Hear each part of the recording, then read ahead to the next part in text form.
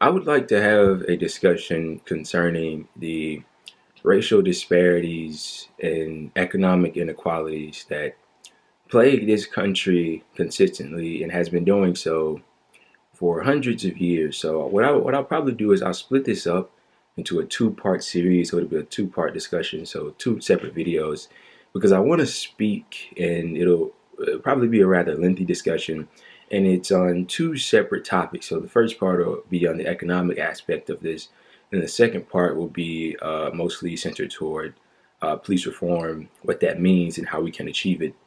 But to outline my first discussion, I would like to provide you with a couple of facts, several facts actually, as sort of a pretense to this discussion. So first and foremost, the RAND Corporation did a study where they basically calculated that $50 trillion of wealth was basically robbed from the bottom 90% from the top 1%. And they calculated this by outlining that if the redistribution had been the same as it was, which was more equitable income distributions following the three decades of World War II, specifically 1945 through 1974, the bottom 90 percentile would be $50 trillion richer as of 2020, okay? Which means that that's enough to pay every single working American an additional $1,144 a month since the mid-1970s, okay? Citigroup did a study that from the year 2000, since the year 2000, U.S. gross domestic product, GDP, has lost $16 trillion as a result of discriminatory practices, racial injustices, okay, economically, against African Americans. Okay, so this includes a different range of spectacles and how this amount of wealth has been lost, through inadequate education, access to business loan, mortgages, etc. Okay. Also, I would like to point out to you, 55 of America's top corporations, including some of your favorites, Nike, FedEx, Dish, etc., Amazon, have paid $0 in income taxes for 2020. In fact, some of these companies, these big corporations, actually got tax rebated. So they got money, okay? And this is in the hundreds of millions of dollars, okay?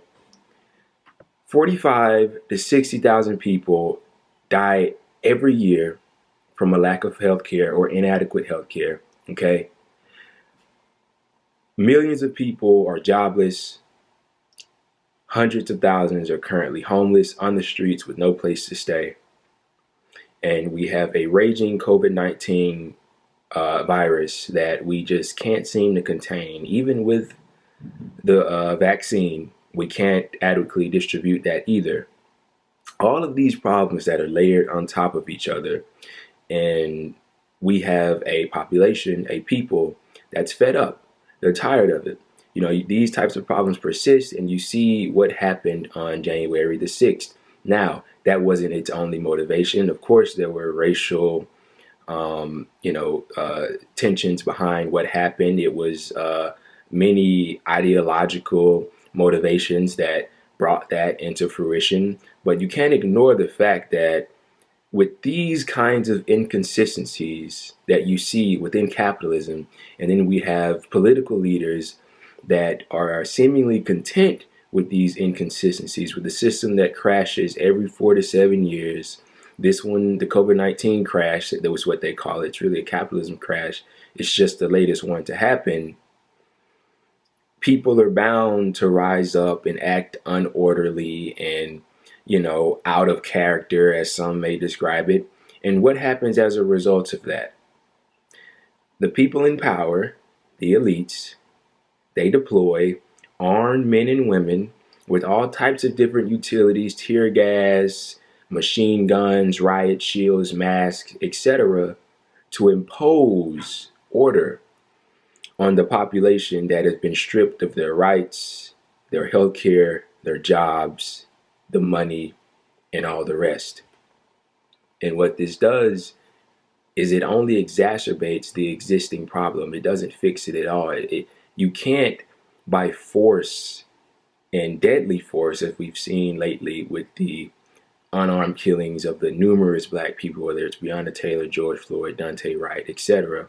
These actions taken by law enforcement will not solve the problems that we face in this country. And they know that. The politicians know that. And as far as law enforcement goes, they are serving their purpose. Okay? I don't like it when people try to make this a moral thing. Like they shouldn't do this because it's not the moral thing to do. Well, of course, that's entirely true, but I don't think that's what the focus should be on.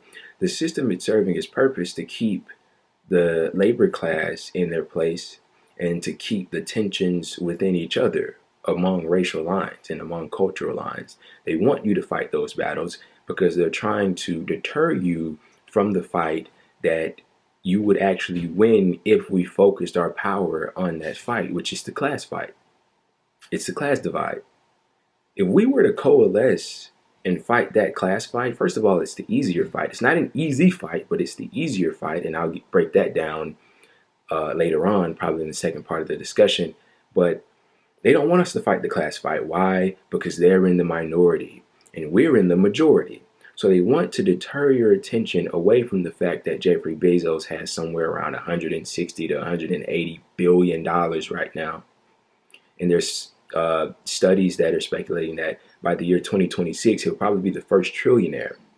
They want to divert your attention away from that and make you believe that you are struggling economically because some single African American mother with 3 kids is on welfare. That's what they want to do. They want to divert your attention away from the issues that you should really have a chagrin with. Okay? That's the tactics of our system.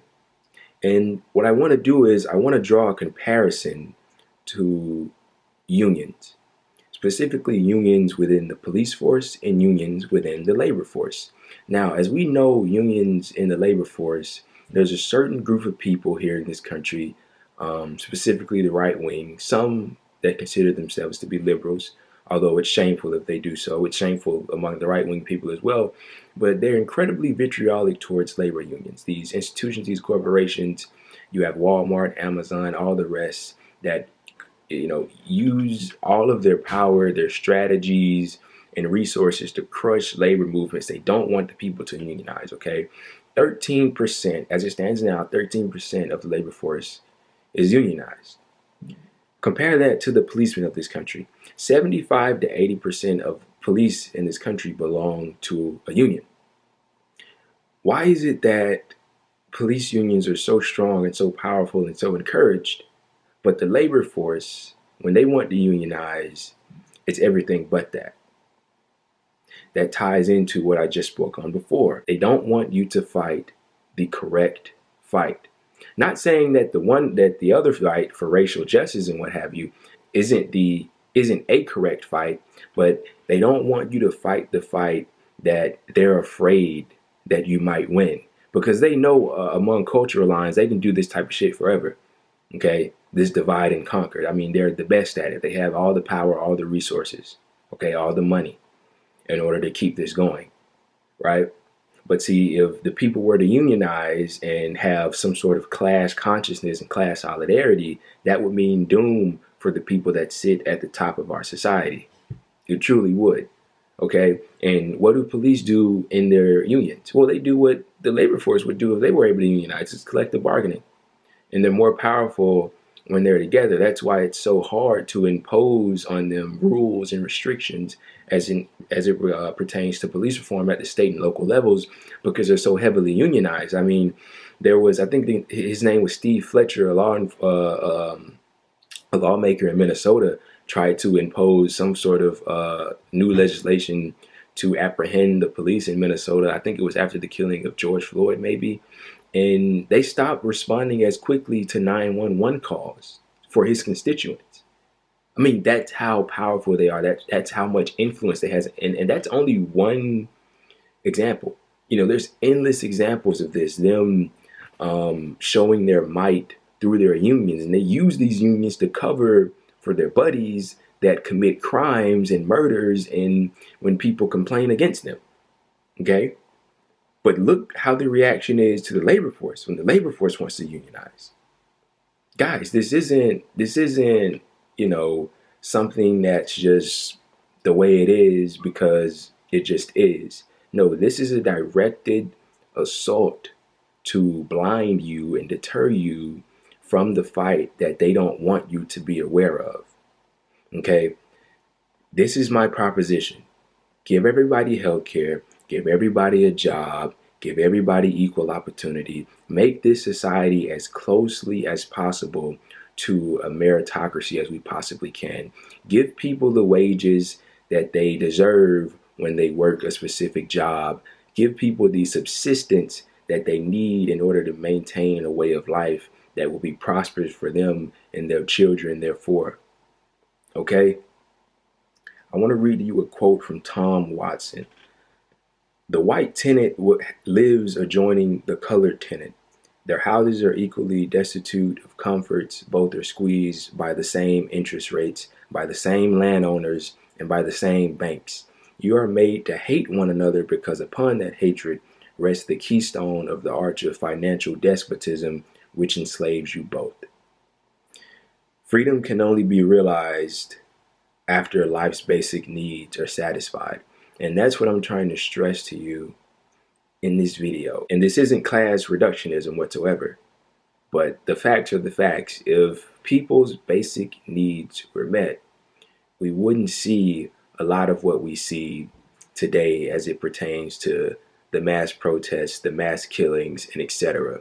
And you can't thrust all of this responsibility onto law enforcement, although they get no excuse whatsoever for their actions to quell the uprisings and the uneasiness that the people exemplify when they're being shafted in more ways than five. When a certain group of people are getting such a large slice of the pie and everybody else is getting crumbs, if anything, these types of reactions, these types of protests, these types of uprisings and uneasiness is only bound to happen. And it's only going to get worse over time. And if something isn't done about it soon, then I fear for what can happen.